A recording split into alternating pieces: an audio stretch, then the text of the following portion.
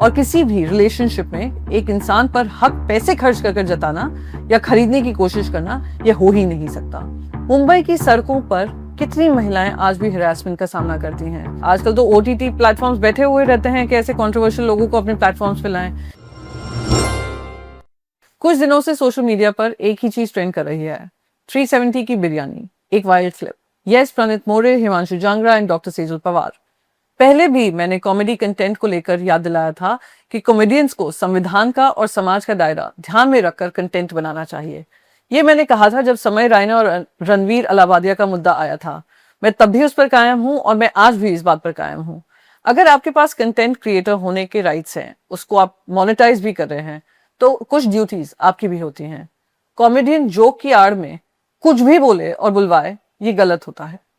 कुछ दिन पहले ये कंसेंट और 370 की बिरयानी के विवाद में जब मुंबई पुलिस की सोशल मीडिया टीम ने बहती गंगा में हाथ धोने की कोशिश की, तो मैंने अपनी आपत्ति जताई। मेरे अनुसार ऐसे माइंडसेट और मिसोजिनी एक सीरियस सोशल इशू है और उस पर एक नेशनल कॉन्वर्सेशन होने की जरूरत है। पर इंस्टेड जब पुलिस हैंडल्स ही उसको मीम बना दे वायरल होने के लिए, तो वो कहां तक सही है, ये मेरे मन में विचार था कि ये इंस्टीट्यूशनल सोशल मीडिया हैंडल्स हैं। मैं एक बात बिल्कुल साफ कर दूं, कंसेंट इंपॉर्टेंट है, women's dignity is important, respect important है और इसमें कोई दो राय हो ही नहीं सकती।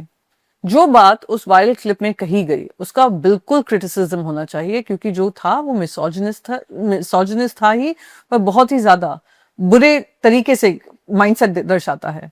कंसेंट कोई ट्रांजैक्शन नहीं होता है, रिस्पेक्ट कोई रिवॉर्ड नहीं होता है, और किसी भी रिलेशनशिप में एक इंसान पर हक पैसे खर्च कर जताना या खरीदने की कोशिश करना यह हो ही नहीं सकता। लेकिन मेरा सवाल कुछ और है। मैंने मुंबई पुलिस के पोस्ट पर रिएक्ट क्यों किया? मैंने रिएक्ट इसलिए किया क्योंकि मुझे लगा कि हम एक सीरियस कॉन्वर्सेशन को फिर से एक सोशल मीडिया एंगेजमेंट के फॉर्मेट में पैकेज कर रहे हैं। क्या हर सोशल इशू को एंगेजमेंट स्ट्रैटेजी में कन्वर्ट कर देना जरूरी है? क्या पब्लिक इंस्टीट्यूशंस का काम अवेयरनेस क्रिएट करना है या वायरलिटी चेस करना है? ये उसका एक अटेम्प्ट लग रहा था कि एक इंपॉर्टेंट मुद्दा चल रहा है, बातें चल रही हैं, बहस चल रही है, उसमें हम भी अपने मीम को जोड़ दें।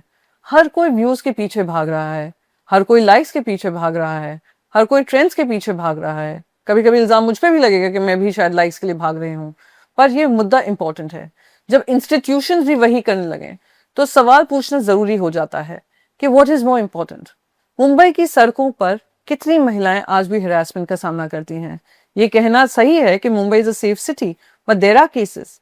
कितने केसेस इन्वेस्टिगेशन का इंतजार कर रहे हैं? अगर उसके भी आंकड़े मुंबई पुलिस साझा करे तो समझ में आएगा। कितने सर्वाइवर्स को जस्टिस मिलने में सालों लग जाते हैं? ये हकीकत है या नहीं है?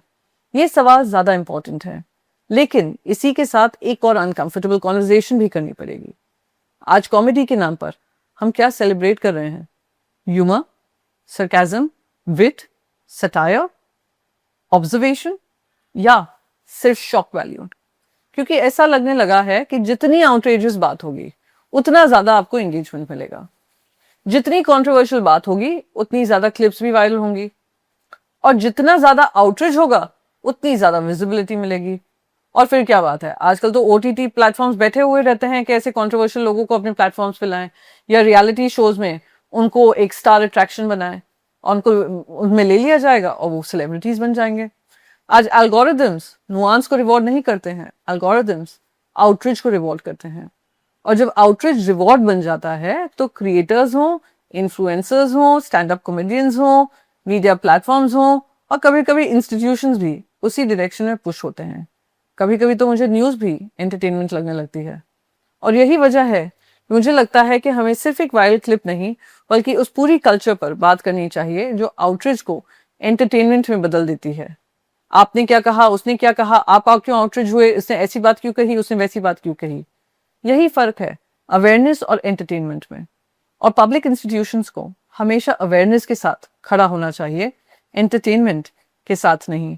I think this is an important lesson on how we communicate our responsibilities through these platforms.